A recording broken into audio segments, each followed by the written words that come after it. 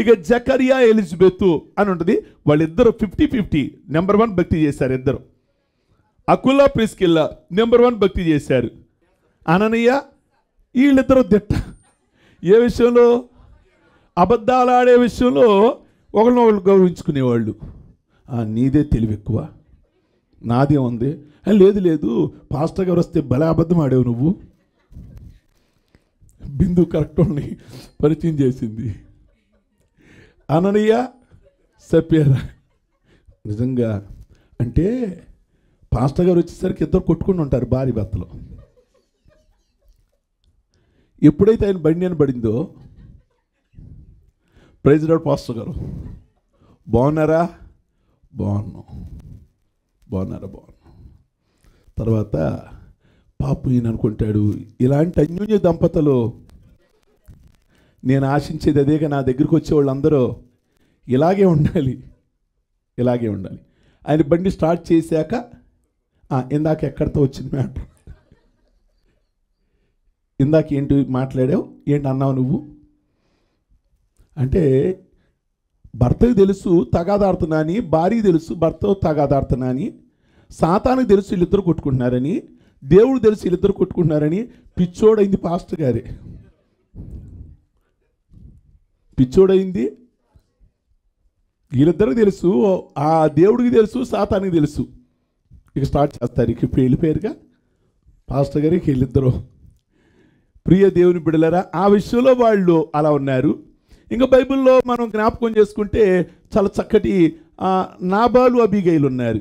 ఆవిడ మూర్ఖుడు, అబీగైలు మంచి సుబుద్ధి కలిగిన మనిషి కనుక జకరియా ఎలిజబెత్ మంచి ఆదర్శమైనటువంటి దంపతులు.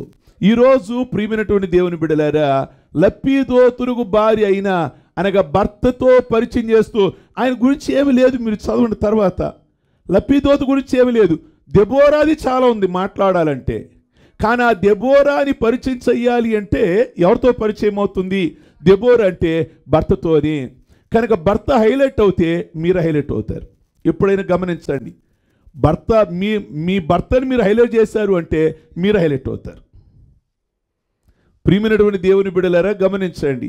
కనుక గమనించండి, అంటే కొన్ని కష్ట నష్టాలు ఉంటాయి. సేవకులుగా మాకు చెప్తుంటారు, ప్రార్థన చేస్తుంటాం. నేను అనేది ఏమిటంటే, అందరితో కాదు, ఒక ఆత్మీయ సంఘ కాపురిగా మాకు చాలా విషయాలు చాలామంది ప్రేయర్ రిక్వెస్ట్ కోరుతుంటారు. ఇక వాళ్ళతో ఎవరితోనైతే మీరు పంచుకోవాలో వారితో మినహాయిస్తే, నీ యజమాని గురించి మాట్లాడితే నువ్వు చీఫ్ అయిపోతావు. ఆయన గణపరిస్తే నీకు ఘనత కలుగుతుంది. ప్రియమైనటువంటి దేవుని బిడ్డలారా, లప్పీదోతు సామాన్యుడు, ఏమీ లేనివాడు. దెబోరా నిజంగా చక్రం తిప్పింది. ఎంత జ్ఞానం కలిగిన ఆవిడో. ఎవరు అన్నారు, ఆ దెబోరాకున్న జ్ఞానం ఇక్కడ వ్రాయబడిన ఏ ప్రవక్తకి లేదట. మిరియాముది కూడా ఏముంది, జస్ట్ లీడర్షిప్ ఎవరు చేశారు అంటే మోషే చేశాడు. అయిన తర్వాత ఎర్ర సముద్రం దాటిన తర్వాత జస్ట్ ఆవిడ ఓ పాట పాడింది ప్రవక్తిగా, అంతే తప్ప దెబోరా అంతా ఎవరు సేవ చేసే సందర్భాలు లేవు. నిజంగా చాలా గొప్ప కౌన్సిలర్ అట ఈవిడి. అనగా ఎవరైనా వస్తే అద్భుతకరంగా మాట్లాడి వారి వివాదాలు తీర్చేదంట, సింపుల్గా. ప్రియ దేవుని బిడ్డలారా, లప్పీదోతు అంటే వెలుగు అని అర్థం. లప్పీదోతు అంటే వెలుగు అని అర్థం, అనగా కాగడ అని అర్థం, దివిటి అని అర్థం. లప్పీదోతు అంటే దివిటి, వెలుగు, కాగడ దేని గుర్తు? ఏదైనా ఒలింపిక్స్ కానీ ఏదన్నా గేమ్స్ కానీ స్టార్ట్ చేసేటప్పుడు కాగడ పట్టుకొని పరిగెడతారు, చూడలేదా? స్పోర్ట్స్ టైంలో కాగడ పట్టుకొని పెడతారు. అలా పోల్చారు బైబిల్లో లప్పీదోతుని. వెలుగుతో పోల్చారు, కాగడతో పోల్చారు. ఆ వెలుగులో ఎవరు నడుస్తున్నారు అంటే దెబోరా నడుస్తుంది. భర్త వెలుగులో భార్య నడుస్తుంది. గమనించండి ప్రియమైనటువంటి దేవుని బిడ్డలారా, భర్త వెలుగులో ఎవరు నడుస్తున్నారు అంటే చక్కటి భార్య నడుస్తుంది. ఓ రోజు యోసేపు కల వచ్చింది. సూర్యుడు, చంద్రుడు, నక్షత్రాలు ఉన్నాయి. ఈ కళలో ఏంటంటే సూర్యుడు, చంద్రుడు ఈయనకి సాగిలిపడినాడు. అందరూ జాగ్రత్తగా వినండి. సూర్యుడు, చంద్రుడు యోసేపుకి సాగిలబడినట్టు, నక్షత్రాలు కూడా సాగిలబడినట్లు. నక్షత్రాలు అంటే ఎవరంటే 12 మంది అన్నదమ్ములు. సూర్యుడు చంద్రుడు అంటే వాళ్ళ నాన్నకు అర్థమై, ఏంటో తెలియదు నాన్న, నాకు కల వచ్చిందంతే. సూర్యుడు చంద్రుడు ఏమయ్యారు అంటే నాకు సూర్యుడు చంద్రుడు అంటే ఏంటోరా తెలుసారా నీకు అని అన్నాడు వాళ్ళ నాన్న. ఏం నాన్న నాకు తెలియదు అన్నాడు. సూర్యుడు అంటే నాన్న, చంద్రుడు అంటే అంటే మేము కూడా నీకు అని అక్కడ కళ. ప్రియ దేవుని బిడలారా, సూర్యుడు చంద్రుడు, సూర్యుడు ఎప్పుడు ఎలా ఉంటాడు? వెలుగుతూ ఉంటాడు. చంద్రుడికి ఏముండదు అంటే స్వయం ప్రకాశత ఉండదు. చంద్రుడు మీకు వెలుగివ్వాలి అంటే ఎక్కడి నుంచి తీసుకోవాలో తెలుసా? సూర్యుడిలోంచి తీసుకోవాలి. చంద్రుడిలో ఉన్న కూలింగు సూర్యుడిలో ఉండదు. అందుకే మీకు నాన్నలంటే ఎక్కదు. సూర్యుడు కదా, అమ్మకే ఫ్యాన్స్ ఎక్కువ ఇళ్లలో. సూర్యుడు నాన్న సీరియస్గా ఉంటాడు, బగ మండుతుంటాడు. అమ్మేమో చంద్రుడు కూల్గా ఉంటుంది. నాకు కదా ఆయన చెప్పిన కాల. నాన్నని సూర్యుడితో పోల్చారు, అమ్మని చంద్రుడితో పోల్చాడు. అమ్మ కూల్గా ఉంటుంది చాలా. ఎక్కడ కోపం అనేది, ఆవేశం అనేది అమ్మకి. కొన్నిళ్లలోనేమో నాన్న చంద్రుడు అయిపోతున్నాడు. ప్రియ దేవుని బిడలారా, కనుక సూర్యుడు కొద్దిగా వేడిగా ఉంటాడు. ప్రేమ ఉంటుంది కానీ పైకి కనబడడు నాన్న. అమ్మ ప్రేమిస్తూ కనబడుద్ది. అందుకే కూల్గా ఉంటారు. ఇంట్లో ఫ్యాన్స్ ఎక్కువ అమ్మకి. ప్రియమైనటువంటి దేవుని బిడలారా, గమనించండి. ఒకవేళ మీరు కూల్ తల్లిలు కాకపోతే కూల్ తల్లులుగా మారండి, చంద్రులాగా మారండి. ప్రియ దేవుని బిడలారా, అందువల్ల ఇప్పుడు సూర్యుడులో ఏముంది అంటే వెలుగు ఉంది. చంద్రుడులో ఏమున్నది అంటే సూర్యుడి దగ్గర నుంచి వచ్చిన వెలుగు తీసుకుంటాడు. అలాగే లప్పీదోతులో వెలుగుంది. ఆ వెలుగులో ప్రకాశిస్తుంది ఎవరు అంటే దెబోరా. లప్పీదోతు కాగడ, వెలుగు, దివిటి అని మనం మాట్లాడుకున్నాం. లేదా మనం యాకోబు చెప్పినట్లుగా ఆయన ఎవరు అంటే సూర్యుడై ఉన్నాడు. ఆ వెలుగులో ఎవరు వెళుతున్నారు అంటే భార్య అయిన దెబోరా వెళుతుంది. ప్రియమైన దేవుని బిడలారా, నిజంగా లప్పీదోతు పాత్ర ఏమీ లేకపోయినా పరిశుద్ధాత్మ దేవుడు ఎలా పరిచయం చేశాడు అంటే దెబోరాని లప్పీదోతుకు భార్య అయిన దెబోరా అని తన భర్త పేరు హైలైట్ చేశాడు ఇక్కడ. సరే, ఇప్పుడు మన విషయంలోకి వద్దాం. ఆవిడ ఎక్కడ ఉన్నది అంటే చూడండి, 5వ వచనం చూడండి. ఆమె ఎఫ్రాయిముల మన్యమందలి రామాకును బేతేలుకును మధ్యనున్న దెబోరా సరళ వృక్షము క్రింద తీర్పుకై కూర్చుండుట కద్దు. తీర్పు చేయుటకై ఇశ్రాయేలీలు ఆమె యొద్దకు వచ్చుచుండిరి. చాలండి. ప్రియమైనటువంటి దేవుని బిడలారా, ఈవిడ ఎక్కడ కూర్చునేదో తెలుసా? దెబోరా అనే ఆవిడ దేవుడు పిలిచాడు, ఈవిడిని ఏర్పాటు చేసుకున్నాడు. ఇజ్రాయేలీలు 20 సంవత్సరాలు ఎవరి కింద ఉన్నారు? కనాను రాజైన యాబీను కింద ఉన్నారు. ప్రభువా, మా రోడ్లు, మా రహదారులన్నీ ఎలా అయ్యాయి అంటే అరణ్యాలుగా మారాయి. ఏంటి మాకు ఈ కష్టాలు? యాబీను కష్టాలు ఏంటి? వాడి సైన్యాధిపతి అయిన సిసెరా కష్టాలు ఏంటి అని వాళ్ళు ప్రార్థన చేశారు. ప్రార్థన చేయగా దేవుడు ప్రార్థన విని ఈ టైములో ఎవరు కావాలి అంటే అందుకే 15 మంది న్యాయాధిపతులు ఉన్నారు, లేదా 16 మంది న్యాయాధిపతులు ఉన్నారు. 16 మంది న్యాయాధిపతులలో లేడీ ఎవరు లేరు. ఒక దెబోరానే ఫస్ట్ లాస్ట్ న్యాయాధిపతి. దేవుడు దెబోరాని ఎంచుకున్నాడు.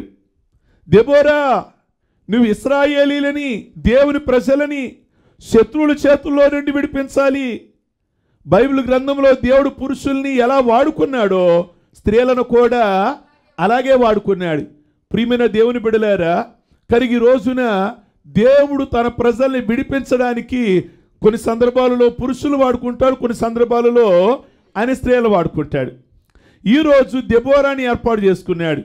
ఆ దెబోరా ఎక్కడొచ్చి కూర్చునేది అంటే పొద్దున్నే ఆ ప్లేస్ కరెక్ట్గా మీకు నోటెడ్ అయిపోవాలి.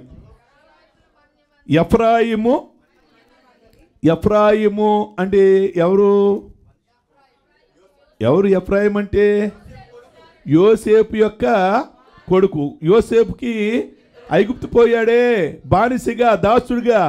అక్కడ 2 కొడుకులు కలిగారు ఆయనకి. పెద్దోడేమో మనిషే, చిన్నోడేమో ఎఫ్రాయిం. ఎఫ్రాయిం అంటే అభివృద్ధి. ఎఫ్రాయిం అంటే ఇప్పుడు ఈవిడ ఎక్కడికి వచ్చింది అంటే ఎఫ్రాయిము అంటే వాళ్ళకు వచ్చిన వాటాలో ఎఫ్రాయిం అనే గోత్రానికి కొంత స్థలం కేటాయించారు. ఆ వాటాలో ఎఫ్రాయిము మన్యమందలి, రామాకును. చెప్పండి ఇప్పుడు, ఎఫ్రాయిము మన్యం, ఇది ఇటు రామా ఉంది, ఇటు బేతేలు ఉంది. కరెక్ట్గా మధ్యలో కూర్చుంది. మధ్యలో కూర్చుంటే అసలు కొన్నిసార్లు ఇబ్బంది అండి. 31st నైట్ ఇక్కడ ప్రేయర్ జరిగింది. ఒకసారి షెడ్ ఉన్నప్పుడు ప్రేయర్ అయిపోయింది. మేమందరం యవనస్తులు ఉన్నాము. ఈ డొంక రోడ్ చివర కరెక్ట్గా ఏముందంటే రోడ్ చిన్నగా గొయ్యి ఉంది, కమ్యూనిస్ట్ కార్యాలయం ఉంది. ఎవరో చెప్పారు పడిపోయారని. పదండి వెళ్దామని ఇటు నుంచే మేమందరం 15 మంది యవనస్తులు మేము వెళ్ళాం. ఆ 31st నైట్ కుర్రోడు తాగి స్పీడ్గా డొంక రోడ్ వచ్చి అటు లెఫ్ట్ సైడ్ తిప్పలేక రైట్ సైడ్ తిప్పలేక స్టడీకి వెళ్ళిపోయారు, కాలంలోకి వెళ్ళిపోయారు. సరే గబగబా ఫోన్ చేశారు మనోళ్ళే, ఆటోనారు పోలీసుకి. వాళ్ళు వచ్చారు, గబగబా వచ్చారు వాళ్ళు. నైట్ 20 గంటలకు ఇప్పుడు టేప్ పట్టుకొచ్చారు. ఇది ఇటు ఉంది, పట్టమటి ఏరియాలో ఉంది, అది పెరమలూరు ఏరియాలో ఉంది. తిప్పేటి జీబ్ అన్నారు. అయ్యో వాళ్ళు గుంట్లో ఉన్నారు, మన సరిహద్దు కాదు.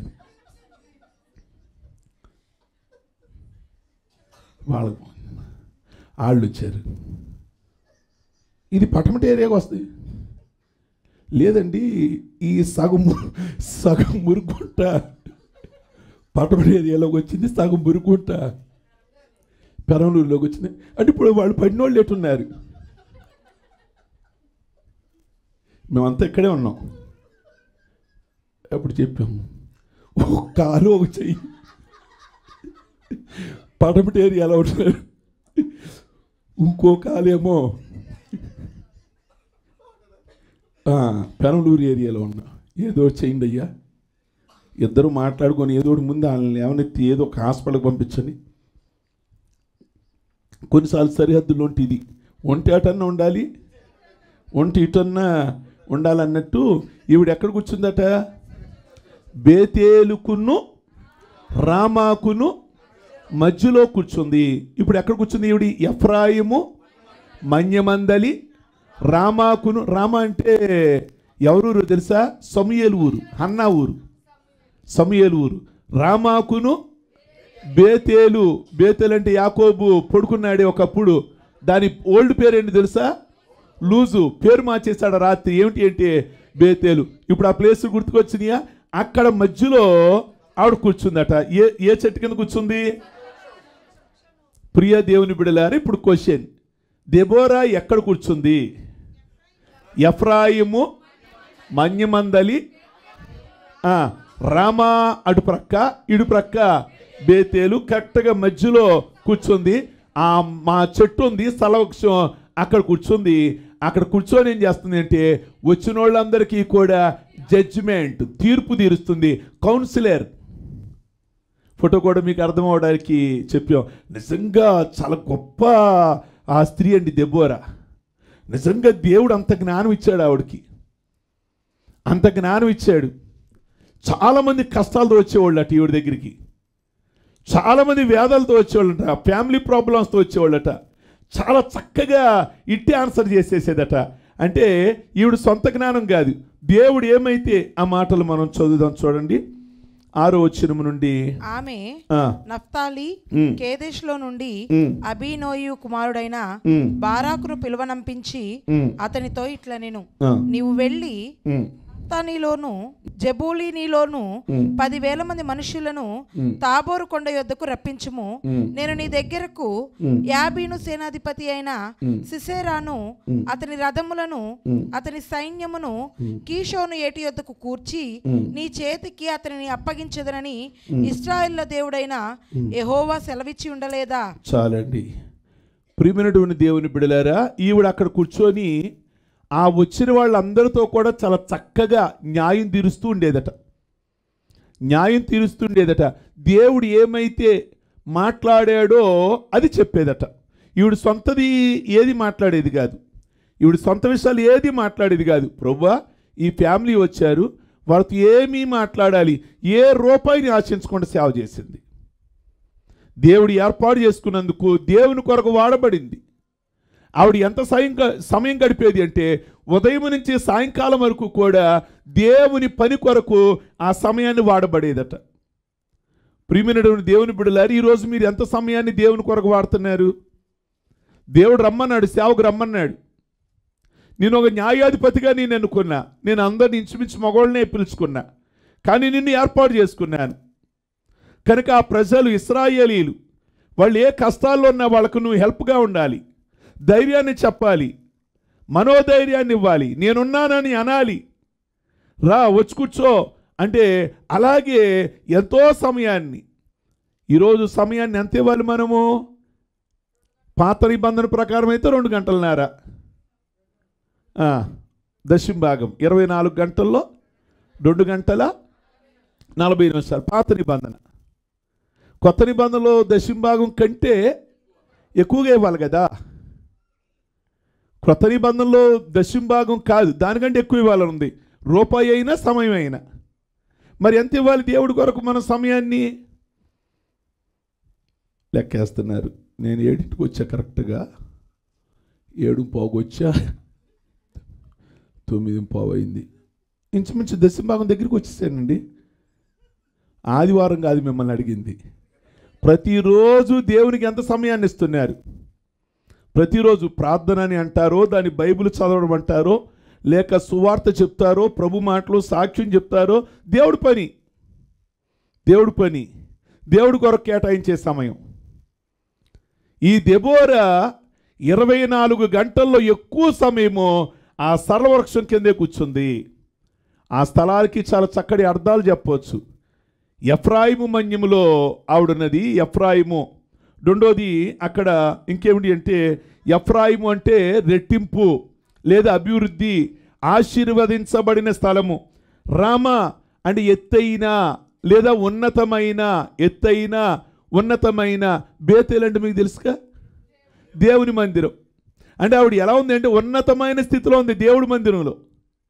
బేతేలు దేవుడి మందిరం, దెబోరా ఉన్నతంగా ఉంది, ఉన్నతమైన స్థితిలోనే. అందుకే ఆనాడు బైబిల్ గ్రంథంలో అబ్రహాం ఏ స్థలాన్ని ఎంచుకున్నాడు అంటే మమ్రే ఆ స్థలాన్ని ఎంచుకున్నాడు. మమ్రే సింధూర వనం దగ్గర కూర్చున్నాను. మమ్రే ఎత్తైన స్థలం. మోషే కొండ మీద ఎంచుకున్నాడు. ఏలియా కర్మేలువాసి కొండ మీదే ఉండడానికి ఇష్టపడ్డాడు. ఎలీషా ఉన్నతంగా అంటే పరిశుద్ధంగా, ఉన్నతంగా ప్రార్థన. కానీ ఈ రోజున దెబోరా ఎక్కడికి వచ్చింది అంటే ఎఫ్రాయిము రెట్టింపైన అభివృద్ధి, రామ ఘనత కలిగిన స్థలము, బేతేలు దేవుని మందిరము. దేవుని మందిరములో ఘనత కలిగినట్లుగా, పరిశుద్ధంగా, పవిత్రంగా నేనుండాలి అని నిశ్చయత కలిగింది ఎవరు అంటే దెబోరా. ఈరోజు దేవుని మాటలు వింటున్నటువంటి దేవుని ప్రజలారా, మీరు కూడా కూర్చోవాలి. ఏ స్థలంలో కూర్చోవాలి? ఎక్కడ ఉండాలి మీరు? ఎత్తైన స్థలంలో ఉండడానికి, ఆత్మీయంగా జీవించడానికి, లేక ఉన్నతంగా జీవించడానికి, ప్రభు మహిమార్థంగా జీవించడానికి, ప్రభువుకు దగ్గరగా ఉండడానికి, బేతేలుకి దగ్గరగా ఉండడానికి ఆవిడ ఇష్టపడింది. వచ్చిన వాళ్ళందరూ కష్టాలు ఓపికతో వినేది, ఓపికతో సమాధానాన్ని చెప్పేది. ఒకరోజు ఏం జరిగింది అంటే బారాకు అనే వ్యక్తిని పిలిపించిందట. ఎవరినండి?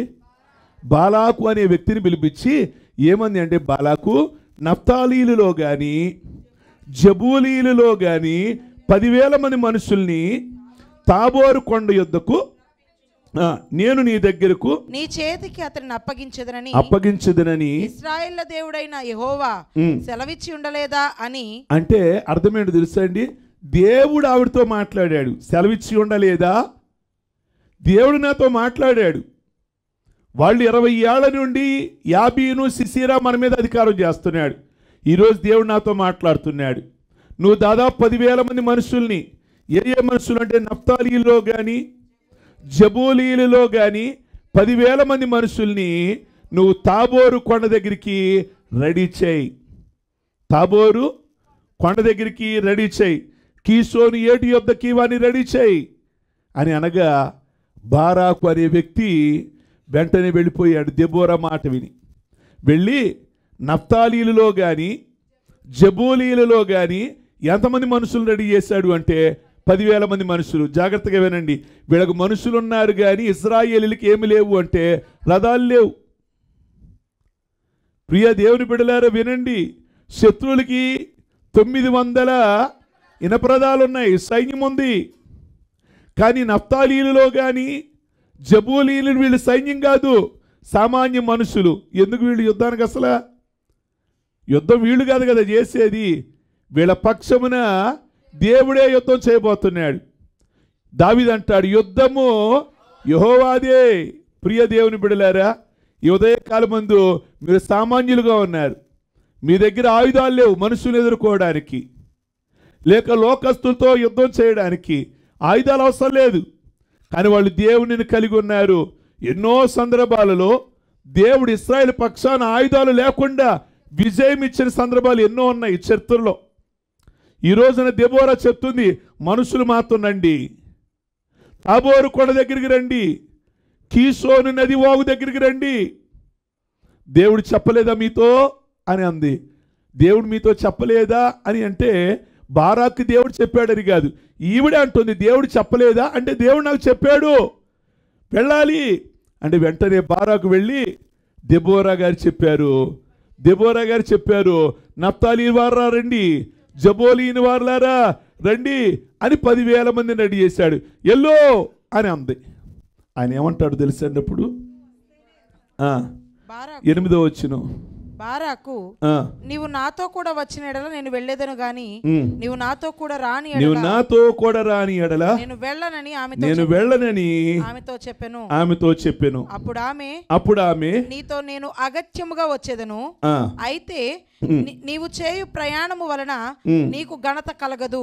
యెహోవా ఒక స్త్రీ చేతికి సిసెరాను అప్పగించునని చెప్పి తాను లేచి బారాకుతో కూడా కేదేశులకు వెళ్ళెను. చాలండి, దెబోరా దగ్గరికి వచ్చాడు బారాకు. వింటున్నారా? బారాకు వచ్చి అంటాడు, అమ్మా దెబోరా నువ్వు వస్తేనే. మోషే అడిగాడు ఒక మాట ఐగుప్తులో, ప్రభువా నువ్వు నాతో వస్తేనే నేను ఇజ్రాయెల్ తీసుకొని బయలుదేరతా, నీ సన్నిధి నాతో ఉండాలి. ఓ మిషనరీ ప్రార్థన చేశాడు, నేను ఆస్తులు అంతస్తులు అడగటల్లా ఆఫ్రికా ఖండానికి వెళ్తున్నా సేవ కొరకు, నీ సన్నిధి నాతో ఉండాలి అని అడిగాడు. అంటే దేవుడి సన్నిధి ఎక్కడుంటే అక్కడ అద్భుతకరంగా కష్టాలు వచ్చినా కానీ దేవుడు ఉంటాడు కనుక ఏమీ కాదని ఆ మిషనరీ యొక్క అభిప్రాయం.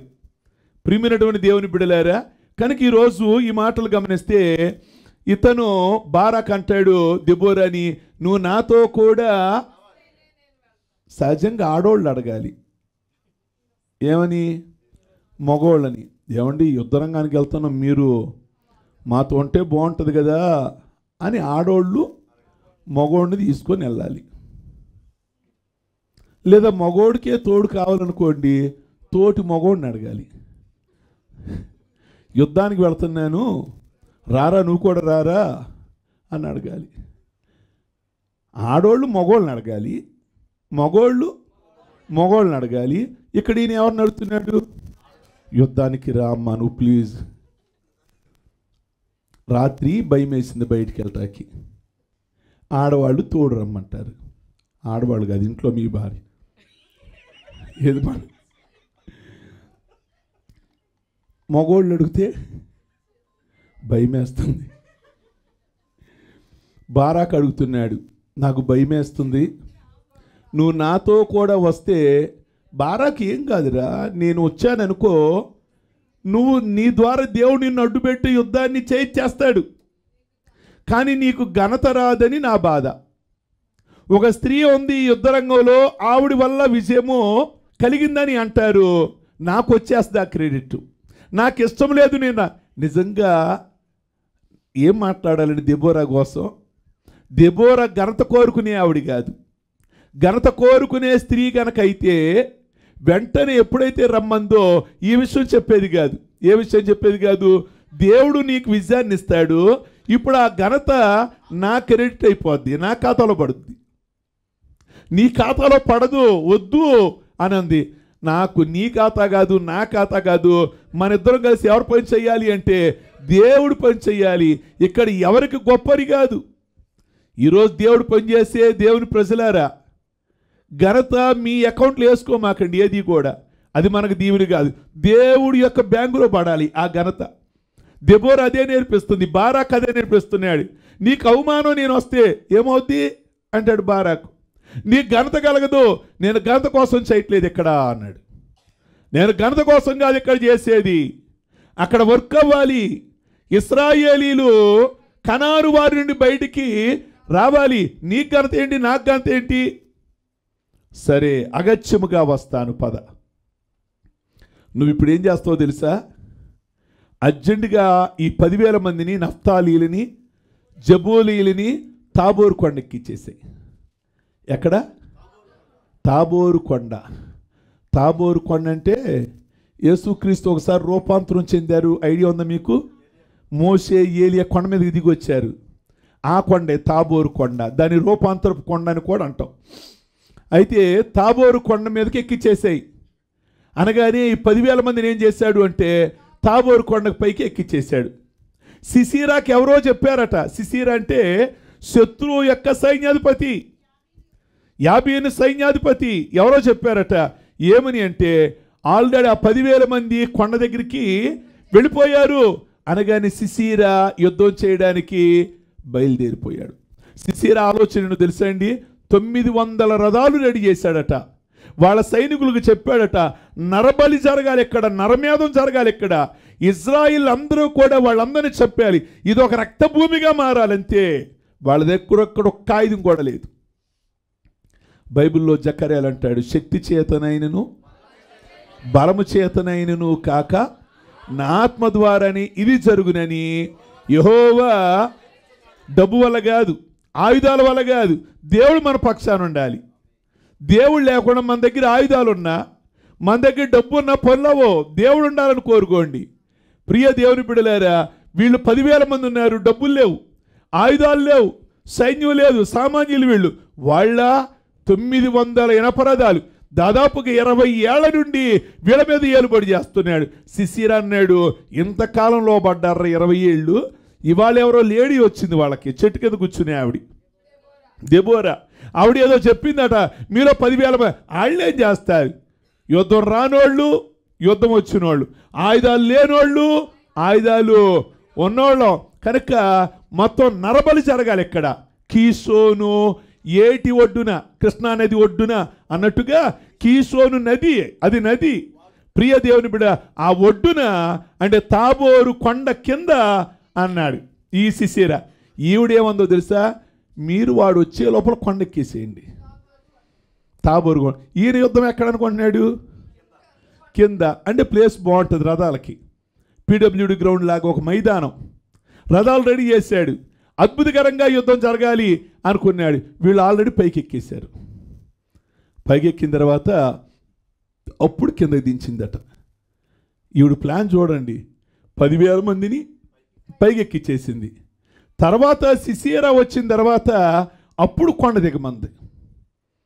సిసీరా ఏమనుకున్నాడు అంటే ఇది మైదానం, ఈ 10,000 మంది మన రథాల దగ్గరికి వస్తారు, తొక్కిచ్చేయండి అంతే అన్నాడు. తొక్కిచ్చేయండి అని అన్నాడు. ఈ లోపల దేవుడు గొప్ప దేవుడు కదా, వర్షాన్ని భయంకరంగా రప్పించాడట. రథాలు ఎక్కడ తిరుగుతాయి? మైదానం కూరుకుపోయే పరిస్థితి తీసుకొచ్చాడు. ఈ కీసోను నది కాస్త 4 చినుకులు పడినాయి అంటే పొంగి పొరలిస్తుంది కీసోను నది. ఆ కీసోను నది ఏమైందంటే పొంగి పొరలి ఆ మైదానంలోకి నీళ్ళు వచ్చినాయి. తాబోరు కొండ మీద నీళ్లు పొంగి పొరలి వరదల్లాగా రథాలు ఇరుక్కుపోయినాయి, లాగుతున్నారు, చక్రాలు కూరుకుపోయినాయి, గుర్రాలకు ఒక్కొక్క కాలుకి మట్లో ఇలా కూరుకుపోయినాయి. ప్రియ దేవుని బిడ్డలారా, ఆ తర్వాత యుద్ధం బీభత్సంగా జరుగుతుంది. ఇజ్రాయేలీలు దొరికినట్టు చంపేస్తున్నారు. వీళ్ళు రథాలు పీక్కునే పనిలోనే ఉన్నారు, రథాలు ఇరుక్కుపోయి ఉన్నారు. ఇశ్రాయేలీలు కరెక్ట్గా దొరికారు. మీరైతే కొండ మీద దొరికేవాళ్ళు కాదు, మైదానం అయితే దొరికేవాళ్ళు కాదు, మీరు రథాలు ఊడిపోయారు, దిగలేరు. ఇశ్రాయేలు దగ్గరికి వెళ్తున్నారు, చంపేస్తారు. ఆ దెబ్బకి సైన్యాధిపతి యాబీను ఉన్నాడు చూసారా, కనాను రాజు అయిన యాబీను, వాడి సైన్యాధిపతి మీదే ఆయన నమ్మకం. ఇంకో రాజు ఉండేవాడు ఇలాగే సైన్యాధిపతి మీద అనుకునేవాడు, రైట్, నయమాను. సిరియా సైన్యాధిపతి అయిన నయమాను మీద వాళ్ళ రాజు అనుకునేవాడు. అలాగే ఈ రోజున శత్రురాజు యాబీను వాళ్ళ సైన్యాధిపతి అయిన సిసిరా మీద అనుకున్నాడు. మంచి యుద్ధరంగంలో అనుభవం కలిగినోడు, అసలు భయం కానీ లేదు ఈయనకి. ప్రియ దేవుని మీద తప్పని పరిస్థితుల్లో రథం వదిలేసి పారిపోతున్నాడట. వచ్చేసారి ఇశ్రాయేలు వచ్చేస్తున్నారు. సిసిరా ఎక్కడున్నాడు? అక్కడ ఏ రథంలో ఉన్నాడు రా? 20 ఏళ్ళు మా మీద అధికారం చేస్తాడా? పట్టుకోండి రా. జబూలీనీలును నఫ్తాలీలు ఆయుధాలు లేవు, వీళ్ళ దగ్గర లాక్కున్నారు, వీళ్ళ చంపేస్తున్నారు. దేవుని బిడ్డలారా గమనించండి, దెబోరా నుంచోనుంది, యుద్ధంలో నుంచోనుంది. 10,000 మందిని పెట్టుకొని ఓ పక్క బారాకు ఉన్నాడు. ఏ డ్రెస్ వేసుకొని వెళ్ళి ఉంటుంది దెబోరా? ఏ డ్రెస్ వేసుకెళ్ళి ఉంటుంది? ఇలాగే దెబోరా విషయం మీద లోగడ ఒక సంఘటన జరిగింది. 19 ఏళ్ల అమ్మాయిని కాల్చి చంపేశారు అమెరికాలో ఒక 100 ఏళ్ల క్రితం. ఆవిడ ఏమందంటే, 19 ఏళ్ల అమ్మాయి, పురుషుడు స్త్రీ వేషం డ్రెస్ వేసుకోకూడదు, పురుషుడు బట్టలు వేసుకోకూడదు అని బైబిల్ ఉంది. ఓకే, అమ్మాయి మంచి విశ్వాసే, 19 ఏళ్ల అమ్మాయి ఏముందంటే వేసుకోవచ్చు. వీళ్ళు క్రైస్తవులు మాటలు అసలు పట్టి, మంచి క్రిస్టియన్ అమ్మాయి, మంచి వాక్యానుసారంగా జీవిస్తుంది. ఎందుకందంటే అమ్మాయి, వీళ్ళంతా క్రిస్టియన్స్ అంతా ఎలాంటి వాళ్ళు అంటే పరిసయ్యులు అంటోళ్ళు, గుడ్డి మీద ఏకల్లాకేవాళ్ళు. అది చెయ్యొద్దు, ఇది చెయ్యొద్దు, ఆత్మీయత కంటే కూడా అది చెయ్యొద్దు, ఇది చెయ్యొద్దు అని అంటారు. ఒక జాబుకి వెళ్ళాలి, ఒక అమెరికాలో ఒక అమ్మాయి జాబుకి వెళ్ళాలి. అమ్మాయి చెప్పిన మాటలు నేను జ్ఞాపకం చేస్తున్నా. సూట్ వేసుకొని చక్కగా ఒళ్ళు కనబడకుండా మంచి డ్రెస్ కోడ్ వేసుకొని వెళ్ళటం బాగుంటుందా? లేకపోతే అంటే మొగోళ్ళ డ్రెస్ అవ్వచ్చు. అది అమెరికాలో ఒక సూట్ వేసుకొని అమ్మాయి పైన కోటు అవి వేసుకొని ఒళ్ళు కనబడకుండా చక్కగా ఉద్యోగానికి వెళ్ళొచ్చు. ఇక్కడ ఒక అమ్మాయి పనికి వెళ్ళొద్ది. ఎలా? సరిగ్గా వస్త్రధారణ లేకుండా, ఓపెన్గా మాట్లాడుతున్నా, సరిగ్గా వస్త్రధారణ లేకుండా, సరిగ్గా కట్టుకోకుండా వస్త్రధారణ, తన దేహాన్ని పక్కన వాళ్ళకి కనబరచాలని ఉంటుంది. ఆ వర్క్ చేసే చాట ఇప్పుడు వాళ్ళు వర్క్ కరెక్ట్గా చేస్తారా అని అడిగింది. ఆ మగవాళ్ళు సరిగ్గా వర్క్ చేస్తారా? ఎందుకని? ఈ అమ్మాయి వస్త్రధారణ సరిగ్గా లేదు. ఓ ఫ్యాక్టరీలో సరిగ్గా లేదు, కట్టుకోవాల్సిన విధంగా కట్టుకోలేదు. అమ్మాయి తన దేహాన్ని చూపించాలి అన్న ఉద్దేశంతో ఉంది. కనుక అక్కడ ఉన్న లోకస్తులు, దేవుని భయం లేని వాళ్ళు వర్క్ మీద కంటే కూడా ఇలా మనసు పెట్టే సందర్భాలు ఉంటాయి. కనుక నేను నా ఆత్మీయతను కాపాడుకోవడానికి నేను ఫుల్గా డ్రెస్ వేసుకొని వెళ్తాను అంటే కాల్ చంపేశారు అమ్మాయిని. సత్యం చెప్తూనే అమ్మాయి అంది, చేదైన విషయాన్ని నేను కరెక్ట్గా చెప్తున్నాను, మీకు ఎలా చెప్పాలి అంటే తీపి మాటలు చెప్తే కానీ ఎక్కుద్ది, నేను అలాగే ఉంటాను, ఆత్మీయంగా జీవిస్తా అని చచ్చిపోయింది. కేవలం డ్రెస్ కోడ్ కోసం. నేను అసభ్యకరమైన డ్రెస్ వేయను, నాకు ఇష్టం కాదు. నా వల్ల ఒకళ్ళు శోధనలో పడకూడదు, నా వల్ల ఒకళ్ళు పాపంలో పడకూడదు, నా వల్ల ఒక ఉద్యోగం చేయకుండా వాళ్ళ ఉద్యోగానికి నష్టాన్ని నేను కలిగించకూడదు. ఈవిడ ఎలా వెళ్ళుంటుంది? దెబోరా అంటే సైనికురాల్లాగానే వెళ్ళుంటుంది. సైనికులు ఎలా వేసుకుంటారో అలా వేసుకొని వెళ్ళుంటుంది. చీరగీర కట్టుకొని ఉంటే ఆ యుద్ధరంగంలో ఎక్కడ పరిగెత్తాలి? ఎక్కడ పరిగెత్తుద్ది? ప్రియమైన దేవుని బిడ్డలారా, దెబోరా ఒక సైనికురాల్లాగా నిలబడింది. ఇలా బారాకు. వీడు యుద్ధం ఏం చేయలేదు నిజంగా, ఇజ్రాయేలీలకి ఒక తల్లిగా నిలబడింది అంతే. ఆ సిసీరా అడలెత్తిపోయాడు, అసలు వీళ్ళకి యుద్ధ రంగం తెలీదు, ఏంటి ఈరోజు జరిగిన సంఘటన ఏంటి, ముందే ప్రవచించింది. 7వ వచనం చూడండి, ఒక్క మాట 7వ వచనం చూడండి. నేను నీ దగ్గరకు యాబీను సేనాధిపతి అయిన సిసేరాను అతని రథములను అతని సైన్యమును కీషోను ఏటి యొద్దకు కూర్చి నీ చేతికి అతన్ని అప్పగించదనని ఇశ్రాయేలుల దేవుడైన యెహోవా. చాలండి, నీ చేతికి ప్రవచనం చెప్పింది. నేను ఇందాక చెప్పా, జ్యోతిష్యం కాదు ఏం చెప్పింది, దేవుడు నాతో మాట్లాడుతున్నాడు, జరగబోయే విషయం చెప్తున్నా. ఈ రోజు విజయం అందే, వెళ్ళండి యుద్ధానికి, వెళ్ళండి యుద్ధానికి వెళ్ళండి, ఏం కాదు. వెళ్ళారు. అలాగే ఉంది ఈరోజు. సిసీరా అనేవాడు పారిపోతున్నాడు. కాళ్ళని నడకతో రథాన్ని వదిలేసి నేను అనుకున్నది ఒకటి జరిగింది, ఒకటి నా గొప్ప సైన్యాధిపతి పారిపోతా, ఇల్లు ఎక్కడన్నా ఎవరిదన్నా కనబడితే దాక్కుందాం అనుకొని పారిపోతున్నాడట. 17వ వచనం చదవండి. హోసోరు రాజైన యాబీనుకును కయ్యూనీయుడైన హేబేరు వంశస్థులకును సమాధానము కలిగి ఉండెను గనుక సిసేరా కాలినడకను కయ్యూనీయుడగు హేబేరు భార్య అయిన యాయేలు గుడారమునకు పారిపోయెను. అప్పుడు యాయేలు సిసేరాను ఎదుర్కొనబోయి అతన్ని చూచి నా ఏలినవాడా నా తట్టు తిరుగుము భయపడకమని చెప్పినందున అతడు ఆమె గుడారమును చొచ్చెను. చాలండి ప్రియ దేవుని బిడ్డలారా, సిసీరా టైం అవుతుంది, నేను ముగిస్తా. సిసీరా ఏమవుతున్నాడు? పారిపోతున్న ప్రదేశంలో ఒక ఇల్లు కనబడిందట. ఎవరిల్లు? యాయీలు ఏ వంశం వాడు? హేబేరు వంశం వాడు, కనానీయుడు. అంటే టోటల్గా ఒక మాట చెప్పాలంటే మోషే మామ జాబితాలో నుండి వచ్చిన వాళ్ళు, కేనీయులు జాబితాలో నుండి వచ్చిన వాళ్ళు. హేబేరు వంశస్థులు మోషే మామ ఇత్రు రగుయేలు దానిలోంచి వచ్చిన వాళ్ళు. కానీ ఎందుకో వచ్చేసి ఇక్కడ ఉంటున్నారు వీళ్ళు. వచ్చిన వాళ్ళు ఎవరితో చేయగలిపారు ఈ ఫ్యామిలీ వాళ్ళు అంటే యాబీనుతో, కనాను రాజైన యాబీనుతో చేయగలిపారంట. వాళ్ళోళ్ళను వదిలేశారు వీళ్ళు. మోషే మామ జాబితాలోంచి వచ్చారు, రఘుయేలు వంశంలోంచి వచ్చారు, వాళ్ళను వదిలేశారంట వీళ్ళు. వదిలేసి వచ్చి ఎవరికి చేయగలిపారు అంటే యాబీనుకి చేయగలిపారట. ఎందుకు కలిపారు?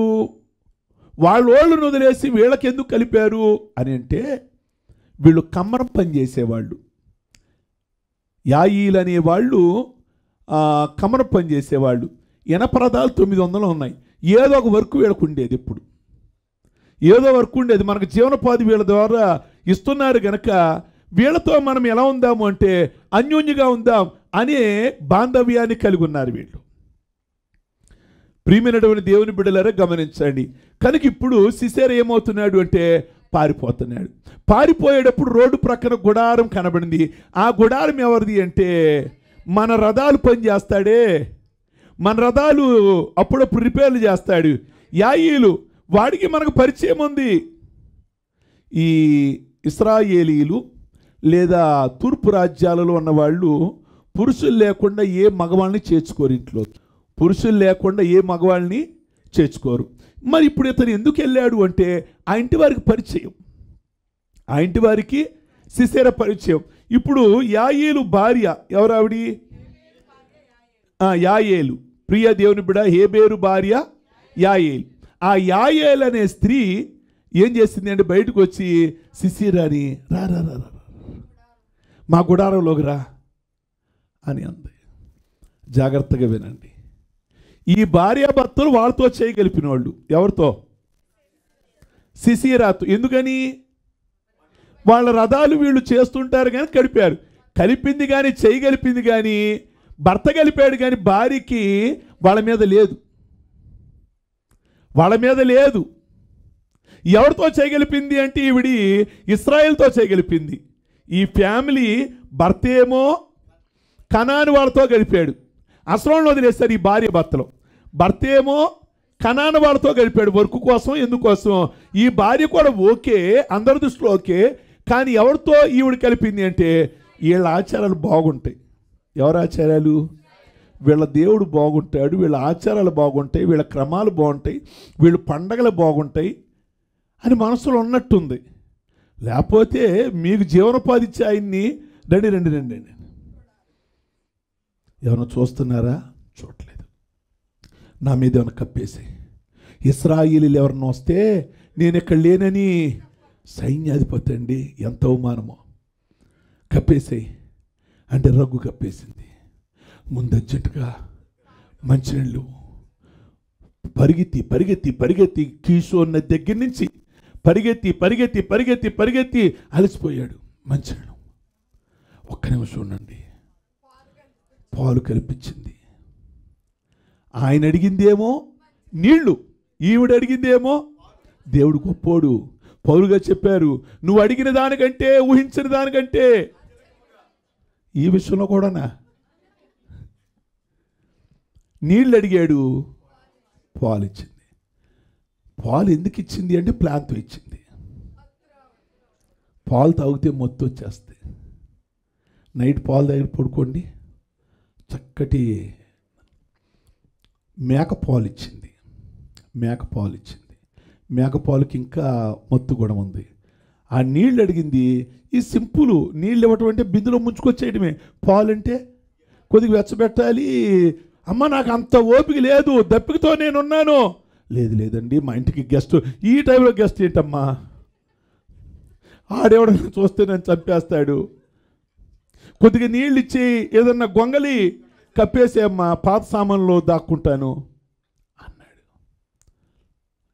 పాలు తాగండి కప్పేసింది. నిద్రలోకి వెళ్ళిపోయాడు. చూసింది నిద్రలోకి వెళ్ళాడా? ఏ మెలికి లేదు, అలసిపోయి ఉన్నాడుగా.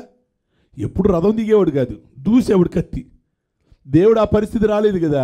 అక్కడ గుడార మేకుంది. ఏం మేకు? వీళ్ళు గుడారాలు ఇనప పన్నుముట్లు కదా, అది తీసుకుంది ఇక్కడ పెట్టిందట. ఇలా పడుకున్నాడు. ఇక్కడ పెట్టి దాదాపు మోచేతిది కొడితే ఒక్క దెబ్బకి ఏమయ్యాడు తెలుసా? కరెక్ట్గా ఇక్కడ పెట్టింది దిగబడిపోయింది. ప్రియ దేవుని బిడ్డలారా, హేబేరు వస్తున్నాడు, వాళ్ళ భర్త గారు వస్తున్నాడు. ఆ మాటలు చూద్దాం ఒకసారి. కొద్దిగా ముందుకి 21 వచ్చును. పిమ్మట హేబేరు భార్య అయిన యాయేలు గుడారపు మేకు తీసుకొని సుత్తె చేత పట్టుకొని అతని యొద్దకు మెల్లగా వచ్చి అతనికి అలసట చేత గాఢ నిద్ర కలిగి ఉండగా నేలకు దిగునట్లు ఆ మేకును అతని కడతలలో దిగగొట్టగా అతడు చచ్చెను. బారాకు సిసేరాను తరుముచుండగా యాయేలు అతన్ని ఎదుర్కొని వచ్చి, రమ్ము నీవు వెతుకుచున్న మనుషుని నీకు చూపించదనగా అతడు వచ్చినప్పుడు సిసేరా చచ్చి పడి ఉండెను. ఆ మేక అతని కణతలలో నుండెను. చాలండి. యాబీను వెతుకుతూ వస్తున్నాంట. అసలు వీణు పట్టుకోవాలి, ఎవరిని? సిసేరాను పట్టుకోవాలి అని వెతుకుతూ వస్తుంటే ఈ హేబేరు భార్య యాయిలంది, రండి ఇక్కడ దాక్కున్నాడు, దొరికాడు, ఇక్కడ చంపేయాలి వీడిని అనుకోని వస్తున్నాడు. వచ్చేసరికి రక్తం మడుగులో. ఏం జరిగిందమ్మా? ఏం జరిగిందని కనబడుతుంది కయ్యా మేకు అంటే. జాతి కాని జాతి వీళ్ళది. అక్కడ ఉంటున్నారు, కానీ ఎవరితో ఒప్పందం చేసుకుంది అంటే ఇశ్రాయేలీలతో, బారాకుతో, దెబోరాతో. దేవుని బిడలారా, ఈ దేవుడు గొప్ప దేవుడు. వీళ్ళు కరెక్ట్ ఇశ్రాయేలీలు, వీళ్ళదే రాంగు. వీళ్ళు 20 ఏళ్ళ నుంచి బాధిస్తున్నారు వీళ్ళని అన్నట్లుగా. అప్పుడు ఒక పాట రాసింది. అది 5వ అధ్యాయం. 5వ అధ్యాయం అంత పాట. ఎవరి పాట? ఇద్దరు కలిసి పాడారు అనుకోండి. దెబోరా, బారాకు ఇద్దరు కలిసి పాడారు. చాలా అద్భుతకరమైన పాట. ఆ రోజు ఎర్ర సముద్రం దాటి రాగానే మిరియాం పాడింది. ఇక్కడేమో వీళ్ళిద్దరూ విమోచన గీతం, మేలు నిమిత్తమై దేవుని మహిమార్థమై పాడారు. అయితే దావీదు కూడా పాడాడు ఒకసారి. ఇశ్రాయేలు ప్రజలు పాడారు. ఎవరి మీద? దావీదు మీద. దావీదు 10 వేల కొలదియు, సౌలు. ఆ పాట అనవసరంగా పెద్ద గొడవ రేపింది. కొన్నిసార్లు ఏదో అనుకుంటాం, అది బెడ్స్ కొట్టుద్ది. వాళ్ళు ఏదో పాడేశారు, పెద్ద విషయం అయిపోయింది. అది న్యూస్ ఛానల్లో ఏదో ఉద్దేశంతో పాడారు. సౌలు డిబేట్లో కూర్చున్నాడు. ఎందుకు పాడారు వాళ్ళు ఆ పాట? ఆయనకి 10,000 మంది. మీరు ఆయనతో ఎందుకు జత కట్టారు? ఎందుకు చేయగలిపారు? మీకేమో ఏదో వెళ్ళిపోతుంది. ఎందుకు జత కట్టారు? 10,000 మంది ఏంటి ఆయనకి, నాకు 1000 మంది ఏంటి అన్నట్లుగా ఆ రోజు నుంచి స్టార్ట్ చేశాడు. ఆ పాట దగ్గర నుంచి చంపేయాలి. పాట దగ్గరే స్టార్ట్ అయింది గొడవ. పాటల దగ్గరే స్టార్ట్ అవుతాయి గొడవలు. ప్రియ దేవుని బిడ్డలారా, ఆ పాట ఒక్కసారి ముక్కలు చదివించి నేను ప్రార్థన చేస్తా. 4వ వచనం చూడండి. ఇశ్రాయేలు దేవుడైన యెహోవాను కీర్తించెదను. యెహోవా, నీవు సేయీరు నుండి బయలుదేరినప్పుడు, ఏదోము పొలము నుండి బయలుదేరినప్పుడు భూమి వణకెను, ఆకాశము నీళ్లను కురిపించెను, మేఘములను వర్షించెను.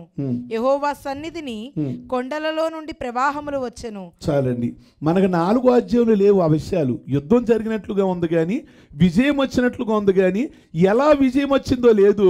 ఇక్కడ ఈ పాటల్లో వాడేసింది ఆవిడ. మనకు ఆన్సర్ వచ్చేసింది. ఆ రోజు నువ్వేం చేసావో తెలుసా ప్రభువా? ఆకాశము నుండి నీళ్లను కురిపించావు, మేఘాలను వర్షించావు, కొండలో నుండి కూడా ఏమైంది? ఇప్పుడు మైదానం అంతా ఏమైంది? రథాలు ఇరుక్కునే పరిస్థితి అయిపోయింది. ప్రియమైనటువంటి దేవుని బిడ్డలారా, 7వ వచనం చూడండి. 7వ వచనం. ఇశ్రాయేలీల అధిపతులు లేకపోయిరి, దెబోరాను నేను రాకమునుపు ఇశ్రాయేలీలో నేను తల్లిగా నుండక మునుపు వారు లేకపోయిరి. ఇప్పుడు దెబోరా ఎవరు? వచ్చిన తర్వాత అందరికీ తల్లి. మంచి తల్లి, మంచి రచయిత్రి, మంచి కవిత్రి, మంచి ప్రవక్తి, మంచి న్యాయాధిపతురాలు, ఒక అండగా నిలబడే ఆవిడ, ఇంకా కౌన్సిలర్, చక్కటి సలహాలు ఇచ్చేది. ప్రియ దేవుని బిడ్డలారా, నేను తల్లిగా రాకముందు అంటే వీడిని అందరూ కూడా అమ్మా అమ్మా అని పిలిచేవాళ్ళు. ఆవిడే మాకు ధైర్యం అన్నట్లుగా, నేను రాకముందు, నేను తల్లిగా లేకముందు అన్న మాటలు ఆవిడ పాటలో వాడింది అంటే ఆవిడ తల్లి అని మనకి అర్థమవుతుంది. ఇకపోతే 20వ వచనం కూడా చూద్దాం. నక్షత్రములు ఆకాశము నుండి యుద్ధము చేసెను, నక్షత్రములు తమ మార్గములలో నుండి సిసేరాతో యుద్ధము చేసెను. అంటే నక్షత్రాలు అంటే ఎవరు? దేవదూతలు. దేవుడు యుద్ధంలోకి ఎవరు దించారో తెలుసా అండి? దేవదూతలు దించాడట. కనాను వాళ్ళతో యుద్ధం చేయండి, కనాను వాళ్ళతో, యాబీన్తో, సిసీరాతో యుద్ధం చేయండి. నక్షత్రములు తమ మార్గములలో నుండి సిసీరాతో. 21వ వచనం కూడా. కీషోను వాగు వెంబడి, పురాతనపు వాగైన కీషోను వెంబడి వారు కొట్టుకొని పోయిరి. చాలండి ప్రియ దేవుని బిడ్డలారా. కనుక దేవుడు ఏం చేశాడు అంటే, అక్కడ ఆ దేవదూతలు కూడా వచ్చి యుద్ధము చేశారు. 27వ వచనం చదివి ప్రార్థన చేద్దాం. అతడు ఆమె కాళ్ళ యొద్ద కృంగిపడి పరుండెను, ఆమె కాళ్ళ యొద్ద కృంగిపడెను.